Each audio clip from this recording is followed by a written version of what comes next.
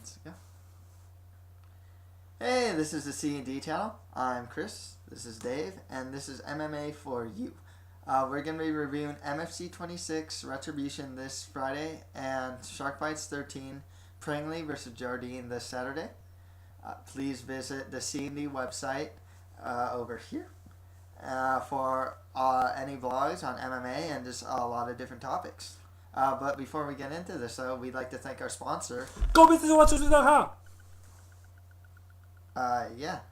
But for all your resume needs, all you need to do is go to okay. Yeah, but also for business consultation, you just need to go to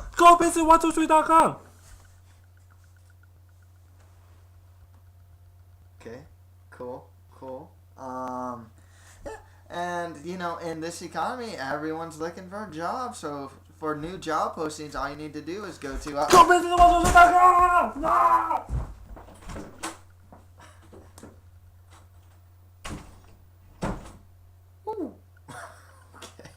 Okay.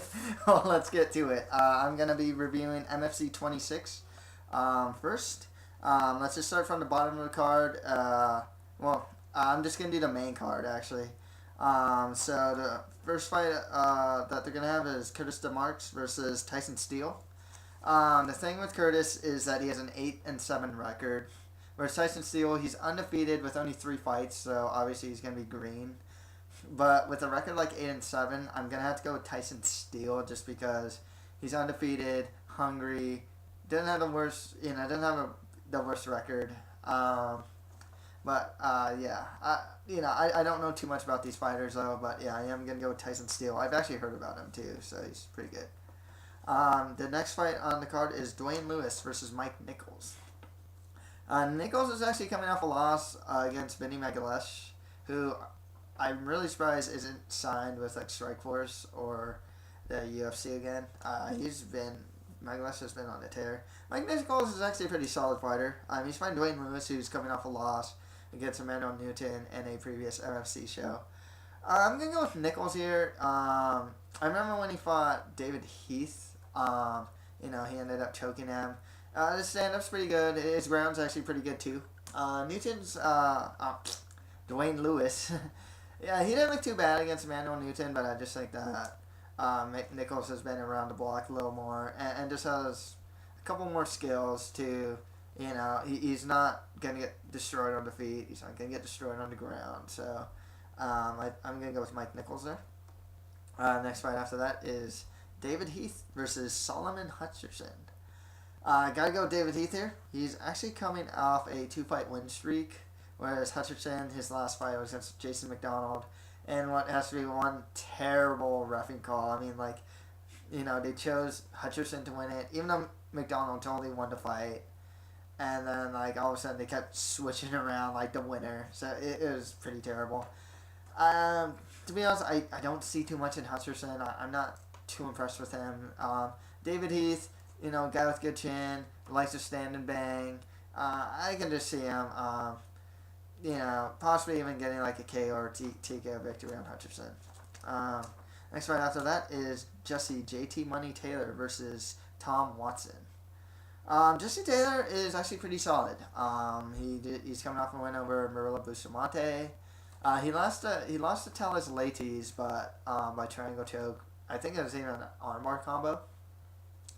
But JT Money is actually impressive, and he's been improving too. He has pretty strong really strong wrestling. And his ground game is a lot better in that he can start finishing people on the ground. I know he's fought in Japan a couple of times and has found some success there. The thing with Tom Watson, he has a win over Matt Horwick, and he's has an 8-fight win streak, which is really impressive. Matt Horwick's pretty good. Matt Horwick himself has a win over Talis Lates, and Watson has beat Horwick. I'm going to have to go with Watson here, but JT Money, he could take him down, and I don't think he'd finish Watson, but he could ride the decision with his wrestling. I don't see it happening though. I think that Watson's going to take it. And next fight after that is Ryan Ford versus Douglas Lima. Both are coming off of wins. Ryan Ford over Tommy Spear, and Lima over Cortez Coleman. Gonna have to go with Ryan Ford here. He's fought in MFC before, if I'm not mistaken.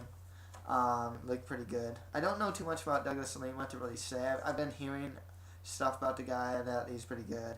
But yeah, I'll probably go with Ryan Ford here. I'm familiar with his stuff. Yeah. And finally, the main event of the night for the lightweight title is Antonio McKee versus Lucian Azevedo. The thing with McKee, I mean, he actually said publicly that if he doesn't finish Azevedo, I'm going to retire.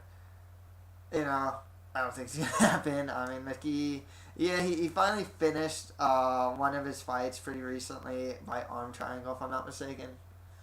I think it's arm triangle or Americana. But Antonio, I mean, he's a grinder. I mean, he takes you down. Tremendous cardio. This guy can probably go. This guy goes 5 rounds pretty easy. He can probably go 10 rounds. See, and he's actually pretty up there in age, but you know, he just. I mean, he's the leader of the body shop camp in LA. You know, he's just someone you don't question cardio with. You know, Azevedo, you know, I don't think he's gonna have much of an answer for McKee's wrestling, really, and most people don't. It's really hard to, you know, stuff his takedowns. You know, on the ground, you know, McKee. One of his last fights on MFC, he was actually a lot more active than I've seen him be. You know, he was actually going for some pretty interesting hits. He was like punching, ground and pound in the face, you know, and feinting that he punched the face, and then he hit the stomach and stuff like that. So I'm hoping to see a bit more of an active Antonio McKee, even if the fight hits the ground. You know, not just a lane very fast, not just like a pitter patter rabbit punch fest either. Just you know, if the fight actually does go to the ground. But yeah, I gotta go with Antonio McKee. I think he's just gonna win the decision. I don't think he's gonna finish. So we'll get to Shark Fights 13, part 2 right at the jump. Thanks.